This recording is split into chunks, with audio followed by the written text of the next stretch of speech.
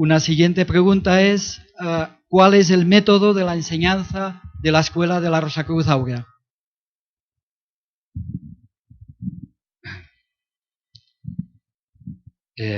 Es una pregunta que la verdad nos suelen hacer casi en cada conferencia, ¿no? Y la verdad es que tampoco sabemos responder quizá demasiado bien, porque a veces cómodamente decimos que es el método sin método, ¿no? O sea, realmente no hay un método reglado como tal. Sí que hay, por supuesto que hacemos cosas, ¿no? Nosotros como escuela espiritual tenemos lo que se conoce como templos. Y por otro lado, en nuestra escuela espiritual, pues dijéramos que, igual que antes hemos dicho que tenemos que reconstruir ese templo, también construimos centros con su templo en la materia, por el siguiente motivo. Ustedes piensen que cuando un grupo de personas se reúnen para conseguir cualquier objetivo, a su alrededor se forma un campo de fuerza. Ese campo de fuerza está en armonía con el objetivo que persigue cualquiera que sea el grupo. Y ese campo de fuerza, con el tiempo, va creciendo y va abriéndose a vibraciones y fuerzas que están en armonía con su objetivo, ¿de acuerdo? Cuando un grupo de personas que persiguen un objetivo espiritual se reúnen, la mecánica es la misma, pero atraen fuerzas que están en armonía con ese anhelo por lo espiritual. Y eso genera un campo de fuerza muy potente, que es como una atmósfera enriquecida, donde los buscadores de la verdad, los buscadores del espíritu, pueden crecer como si fuese una especie de invernadero, ¿no? Y entonces nosotros tenemos actividades templarias mensualmente, y a través de esas actividades también se vierte una serie de enseñanzas, y lógicamente lo importante es que luego cada cual las debe de poner en práctica en su vida, ¿no?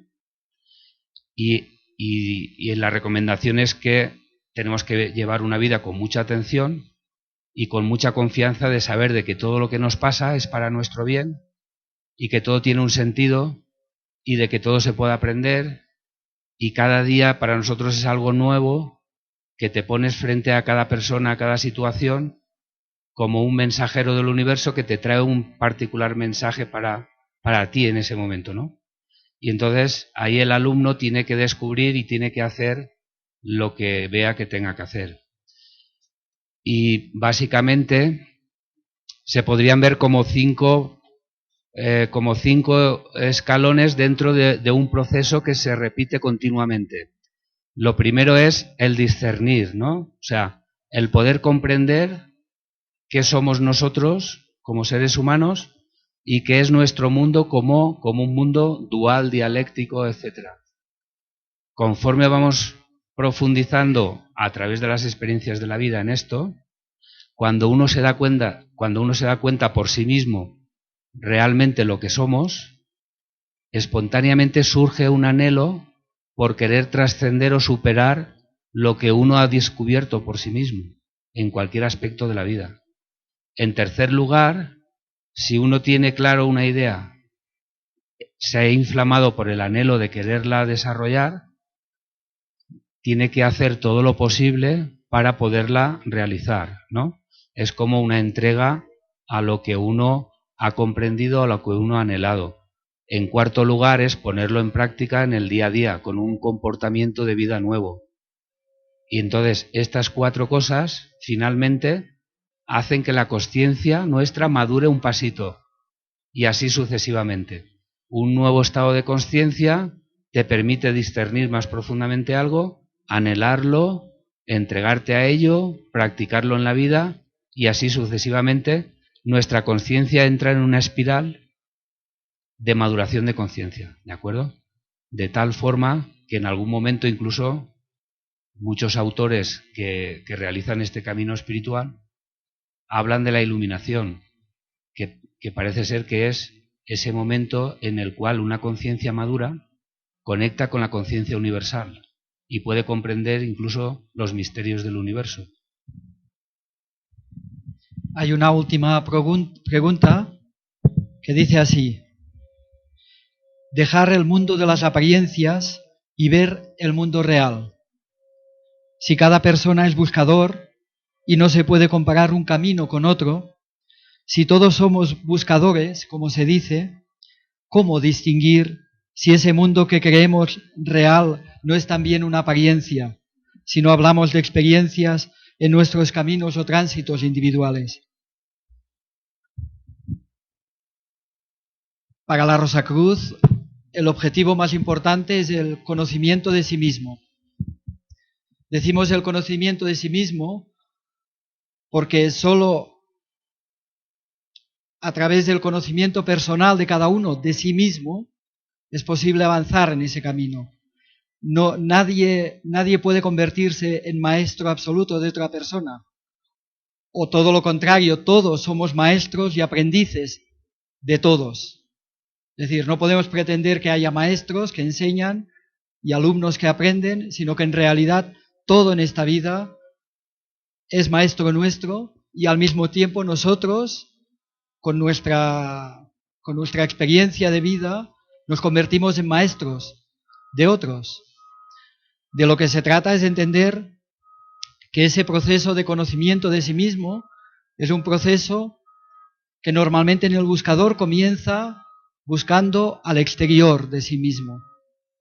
Lee libros, se interesa por lo que han dicho otros, investiga también él las realidades desde una perspectiva filosófica, científica, artística o religiosa, pero en esa búsqueda exterior, una y otra vez, uno se siente confrontado con una pared que no puede traspasar, o con todo lo contrario, es decir, con subir a cimas desde las cuales uno descubre otra cima todavía mayor, de manera que nunca acaba de aprehender aquello que está buscando.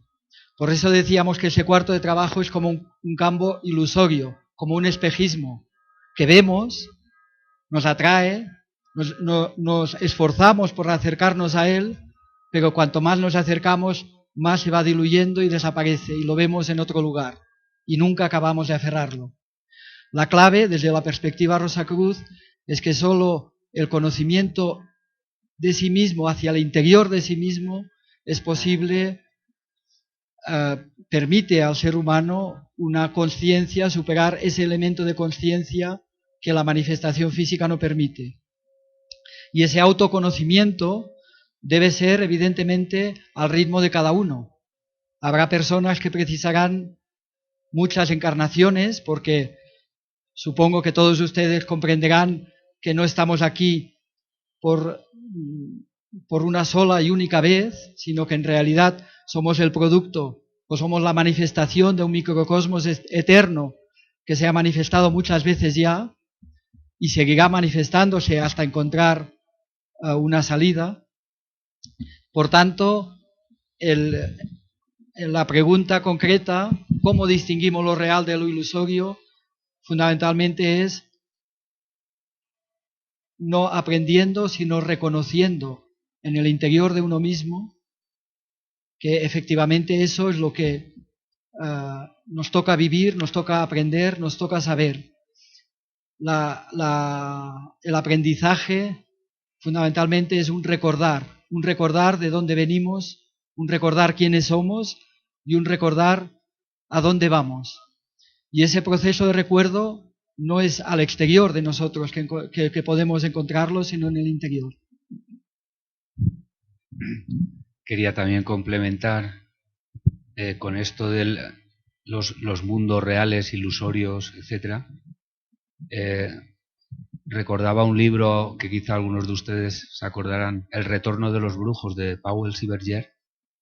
En ese libro, justo en la primera hoja, decía, hay muchos mundos, pero están en este.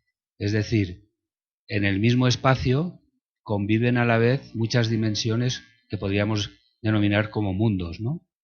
El problema es que para ser conscientes en alguna de esas dimensiones, en alguno de esos mundos, se precisan los vehículos adecuados y se precisa la consciencia adecuada que pueda expresarse a través de esos vehículos. Y por otro lado, nuestro mundo se le cataloga generalmente de un mundo de apariencia o ilusorio, porque realmente es un mundo que está en una escala bastante baja de vibración. Y todo lo que nosotros vemos acá, en lo que muchos filósofos hablan del mundo de lo fenoménico, las causas vienen de otros planos, de otros planos que, como decía Platón, el plano de las ideas, de otros planos que para nosotros son invisibles. Y por ello es necesario que nosotros, como verdaderos seres humanos, despleguemos dentro de nosotros la posibilidad de poder desarrollar esa dimensión espiritual de tal forma que nuestra conciencia pudiera captar ese mundo de las ideas, ese mundo ideal de donde provenimos. Por lo tanto, este es un mundo fenoménico, pero no es el verdadero hogar del ser humano. Es como una escuela para nuestro aprendizaje y maduración de la conciencia, pero no es un lugar para que nos quedemos acá, sino simplemente para que aprendamos y volvamos o participemos en nuestra verdadera morada, ¿no? Que es el mundo del alma. No sé si hay alguna pregunta en la sala. ¿Sí? Buenas noches. Para que oiga todo el mundo.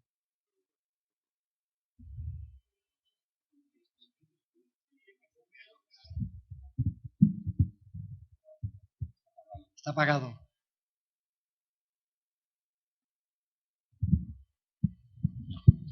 Gracias. Llegar a la comprensión justo a la cual puedo establecer justamente esta inquietud. Entiendo que a partir de las enseñanzas hemos llegado a un punto de densificación máximo, o sea, ya estamos en un nivel el cual más no se puede generar, o sea, ya llegamos al límite de densificación total. Se ha establecido con respecto al autoconocimiento unos niveles de transmigración o de transfiguración con respecto a potencias planetarias. Entiendo que pues hay una situación con Júpiter, con Venus y con Vulcano. Con relación al autoconocimiento y mi microcosmos, ¿cómo funciona el átomo chispa de espíritu para con relación de esas ideas que hacen parte justamente de un estado dialéctico que no propiamente es pragmático dentro de la vivencia personal del ser? O sea, cómo funcionan esos aspectos que son más de características dialécticas para con lo que es el autoconocimiento simple del ser y del no ser, ¿no? Porque cuando uno escucha que hay una transfiguración y que hay unas fuerzas planetarias y que la primera después de que sigue nuestro mayor nivel de densificación es Júpiter, Venus y Vulcano, pues ahí es donde empieza justamente a establecerse como aspectos que no propiamente uno puede atribuirse para con lo que es el autoconocimiento de inmediato, ¿cierto? Entonces pues tenía esa inquietud, no sé si la puede formular muy bien, muchas gracias.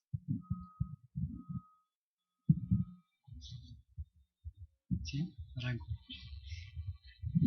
Bueno, en realidad tenemos que imaginarnos que nosotros somos, en tanto que microcosmos, somos unos peregrinos de las estrellas.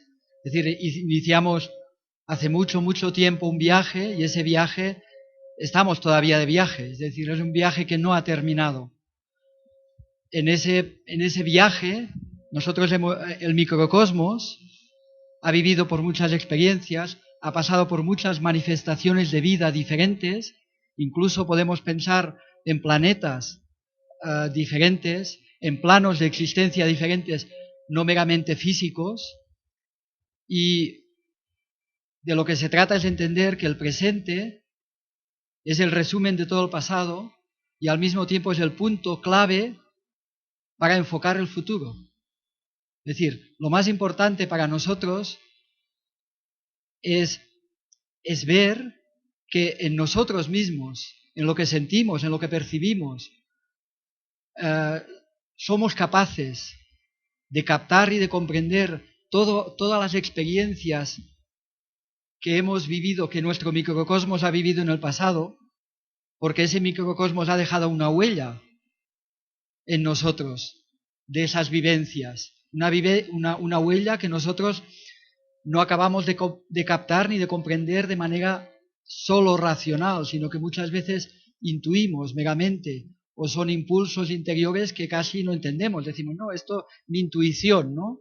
Pero que en realidad son elementos que están presentes en nosotros y que nos hacen avanzar en un camino. Y de lo que se trata es de entender que la manifestación de vida que somos hoy nosotros, aquí en la Tierra, cada uno de nosotros, es una nueva posibilidad para que el átomo chispa de espíritu que está presente en ese corazón central del microcosmos pueda desplegarse y realizarse como verdadero ser humano en su plenitud, hoy, aquí, en este mundo, en este tiempo y periodo de existencia en el que nosotros vivimos. Pero eso depende de nosotros como personalidad natural que somos. Depende absolutamente de nosotros.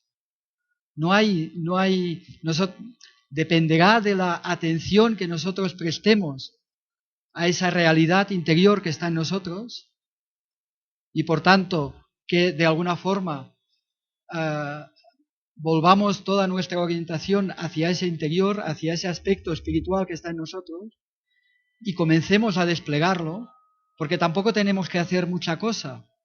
En realidad en él está contenido todo, todos los mundos, todos los universos están contenidos en ese átomo. Es como una semilla de un árbol, que es muy pequeñita cosa, pero que ya contiene en sí el árbol más grande, con todos los frutos y con todo, en potencia, lo tiene ya todo.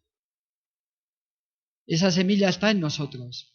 Y por tanto, de lo que se trata es de entender lo que somos hoy, a partir de todo el camino que hemos realizado, y saber que lo que somos hoy es capaz de cambiar el camino de vida de ese microcosmos. En la medida en que nosotros comenzamos un proceso espiritual, que no se comienza, no basta con apuntarse a una escuela como la nuestra, ni basta con decir yo soy Rosacruz, ni con leer sobre la Rosacruz, no basta solo con eso. Se trata de hacer el camino real, cada uno en sí mismo.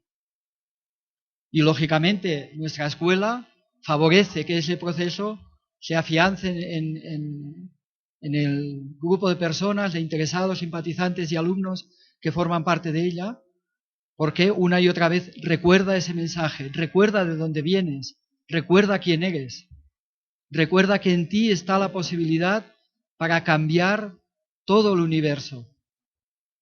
Y en la medida en que nosotros somos capaces de volvernos hacia nosotros mismos y de comprender el verdadero destino que tenemos cada uno de nosotros como seres humanos, en la medida que somos capaces de ver eso, avanzamos un paso. Y la perspectiva, porque al final es la conferencia de hoy, una perspectiva diferente. Esa perspectiva de pronto cambia.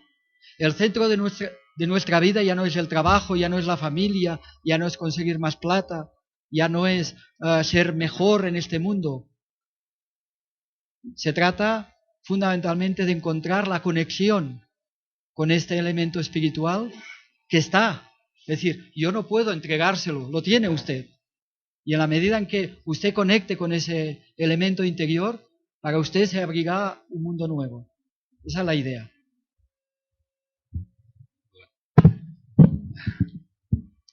Por complementar la respuesta también, se dice, si como vemos que usted, o que el amigo ha estudiado conoce los periodos evolutivos, ¿no? La enseñanza Rosacruz. En general, por si alguien no lo escuchó antes, el ser humano proviene de esos planos divinos como un espíritu virginal y tiene que poder regresar a él después de haber adquirido esa maduración de consciencia y de poder conectarse con la omniconsciencia, por decirlo de alguna forma. Y como bien expresaba, ese camino es un largo camino que clásicamente se dice que son como 7 grandes etapas. No vamos ahora a hablar de eso porque es muy complejo y largo, ¿no? Pero en esas 7 etapas de desarrollo o de evolución de ese ser espiritual, dijéramos que hemos alcanzado la tercera etapa, camino de la cuarta. Estamos a mitad justamente de las 7 etapas, ¿no? Eso implica que hemos recorrido un arco involutivo. Es decir, hemos pasado de planos más sutiles, más espiritualizados, cada vez más densos, más densos, más densos. Hemos pasado por planos astrales, etéricos, y ahora estamos aquí en un plano totalmente físico denso. Y estamos viviendo las experiencias a través de la parte más densa del universo, que son los planos materiales, ¿no? Que eso genera una serie también de enseñanzas, ¿no? Y esto es el periodo de la Tierra en que se encuentra la humanidad. Se dice que el objetivo de este periodo de la Tierra es que se desarrolle el cuarto cuerpo, el cuerpo mental. El cuerpo mental es el cuerpo del pensamiento concreto. Y debido a que nosotros no tenemos un cuerpo de pensamiento concreto unido de alguna forma con las fuerzas espirituales, nuestro pensamiento concreto se ha vuelto tremendamente especulativo. Y en realidad nosotros de alguna forma somos de alguna forma cocausantes de la densificación de la materia, porque nosotros mismos, con nuestro pensamiento concreto, tenemos esa tendencia a densificarlo todo, a concretizarlo todo, queremos que todo sea muy, muy concreto, muy duro, muy, muy palpable, muy tal, ¿no? Entonces, la siguiente etapa, que es el arco evolutivo, la primera etapa es lo que se llama el periodo de Júpiter. En este periodo de Júpiter, lo que la humanidad adquirirá es el pensamiento abstracto. Ese pensamiento abstracto nos elevará de la materia dura y densa. Y entonces el ser humano, en el periodo que estamos de la Tierra, nos encontramos en el nadir de esa evolución, ¿no? Y entonces hay una parte de la humanidad que está aún bajando en esa cristalización, en esa materialización, y otra parte de la humanidad que está empezando como a querer volver a los planos menos materiales, más desmaterializados, como avance del periodo jupiteriano. Entonces, si ahora tuviéramos un ser humano que tuviera la conciencia de ese periodo de Júpiter, él tendría una conciencia plástica, podría transmitir ideas, tendría otra conciencia totalmente diferente de la nuestra, que estaría unido con el plano universal y no estaría apegado a la materia densa y dura. Esa es la gran diferencia. Por lo tanto, nosotros tenemos que comprender que estamos en ese arco evolutivo y tenemos que aprender a no apegarnos a la materia, porque es como si fuera una bola que nos colocan en nuestro tobillo y nos hunden en el agua, ¿no? Y de ahí no podemos como elevarnos. Y entonces, tenemos que tener en cuenta de no apegarnos a lo material, sino verlo simplemente como una escuela, ¿no? No es nuestro lugar de residencia, sino de paso, de aprendizaje, y abrirnos a ese pensamiento abstracto que nos ayudará, no está reñido con el pensamiento concreto. El pensamiento abstracto sirve para orientar y dirigir al concreto. Pero un pensamiento concreto sin ese mana superior, como dicen los hindúes, provoca muchos desastres que ahora estamos viviendo.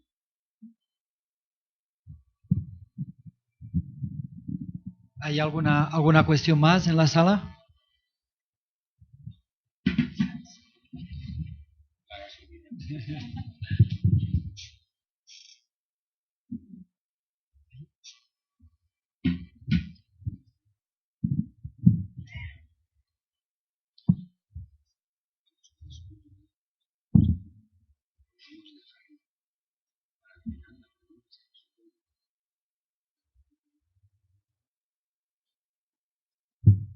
Bien, hay varias preguntas. ¿Cuál es la perspectiva Rosacruz ante la nueva era que vive la humanidad?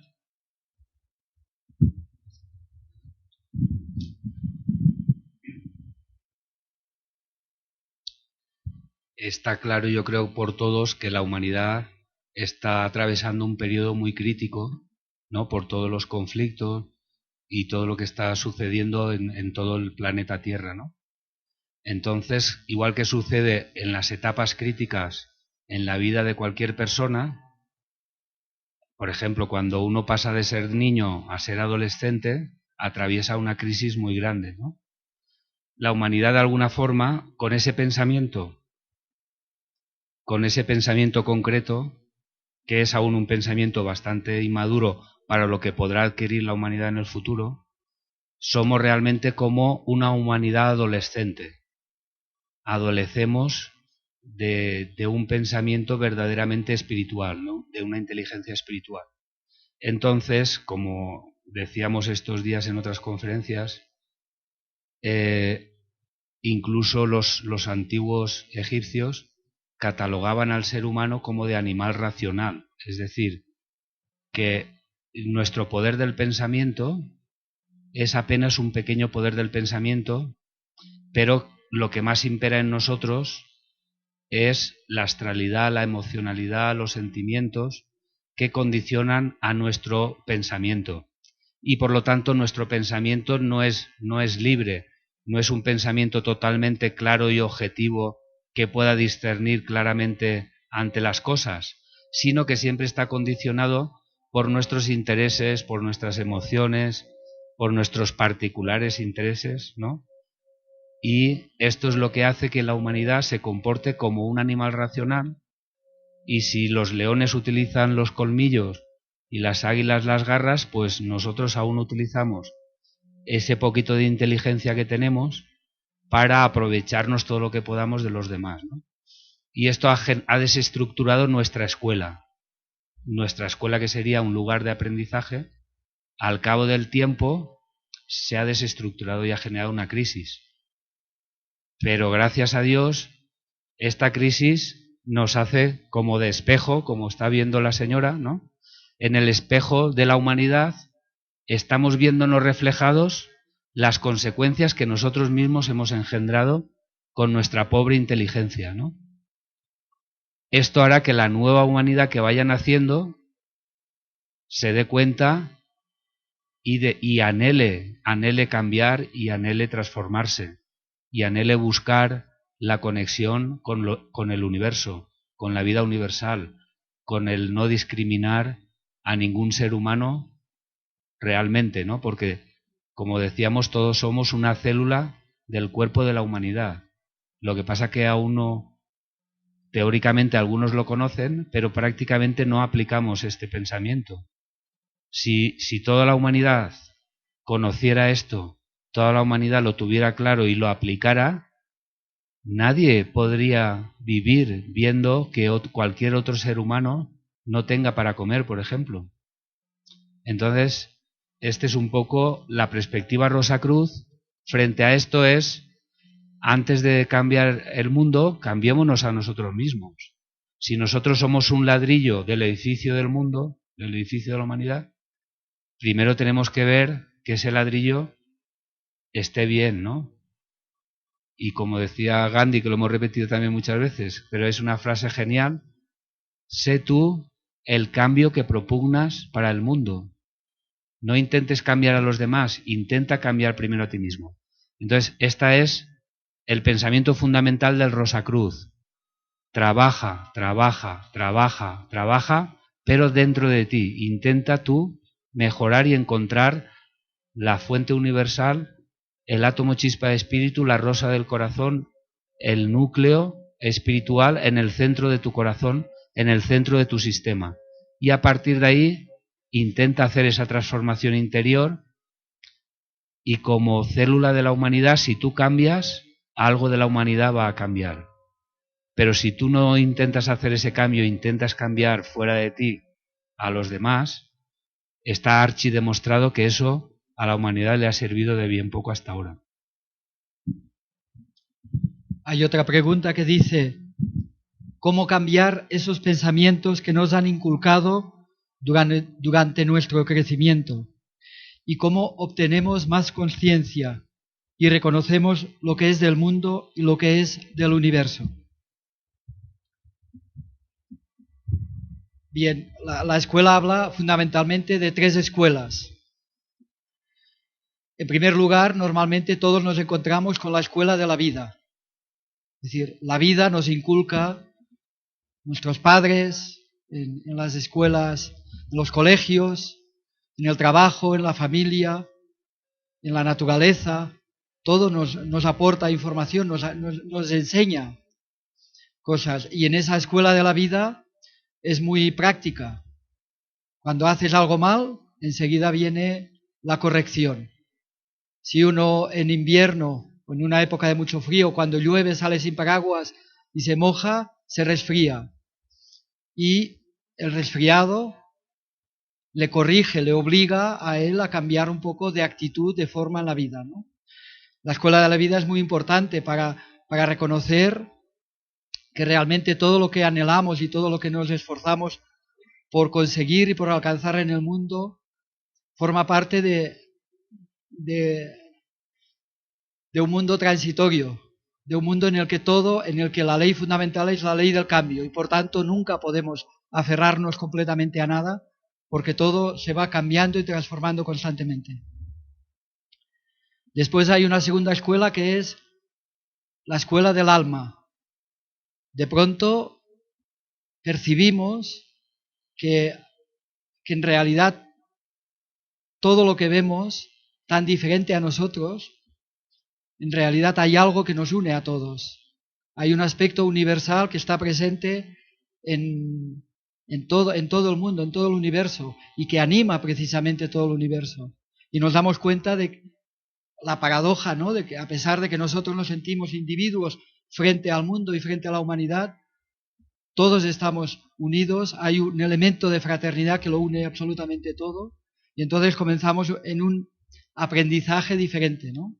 En ver lo que está en los mundos invisibles y que mueven los hilos de la manifestación visible. Y cuando profundizamos en esta escuela del alma, nos damos cuenta de que todavía hay una tercera escuela, que es la escuela del espíritu. Y en esa escuela del espíritu es posible conectar realmente con la fuente universal de la vida. Y a partir de ahí comprender exactamente por qué todo es como es y de alguna forma crecer en un sentido diferente, ¿no? No por un proyecto de vida que nos han dado a nosotros, sino a partir de la conciencia universal de todo, ¿no?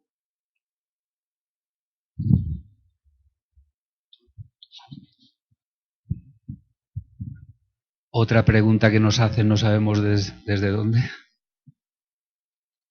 ¿Qué opinión tienen sobre el Reiki? Bueno, nosotros volvemos a decir lo mismo. Nuestra escuela es una escuela para madurar la conciencia, aunque la propia vida también es una escuela de maduración de conciencia. Aquellas personas que han alcanzado un cierto grado de maduración de conciencia a través de las experiencias de la vida son bien acogidos también en nuestra escuela para continuar ese proceso hasta el máximo posible, ¿no? Pero ese proceso es largo y costoso en uno mismo, ¿no? Porque no somos conscientes el gran trabajo que aún tenemos que hacer para poder conectar con esas fuerzas espirituales del universo, ¿no? Entonces, una gran parte se precisa es el conocimiento de sí mismo. Y esto es como las capas de la cebolla, ¿no? Vas quitando capas y vas descubriendo y vas descubriendo y vas descubriendo cosas que hay que corregir y que hay que mejorar. Por lo tanto, a nosotros somos muy prudentes en el manejo de las energías sutiles, ¿no? Pero tampoco juzgamos ni criticamos a quien lo quiera hacer.